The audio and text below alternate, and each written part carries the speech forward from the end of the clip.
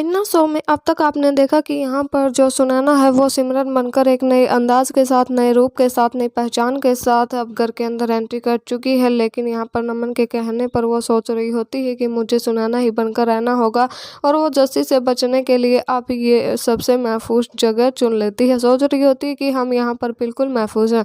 तो अब यहाँ पर सोच रही होती है कि जस्सी भी यहाँ पर नहीं आ पाएगा और नमन बहुत ही खुश हो जाता है सुनैना के इस रूप को देखकर और सुनैना को अपनी ज़िंदगी में, अपने घर में वापस देखकर।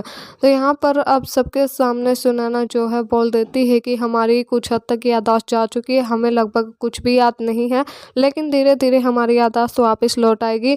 और दूसरी तरफ अब यहाँ पर जो सुनैना है वो कुमुद के पास आ जाती है। तो यहाँ पर बोल देती है कि माँ बाप को घबराने की ज़रूरत नहीं, क्योंकि अब हम हर एक दुश्मन को सबक सिखाएंगे।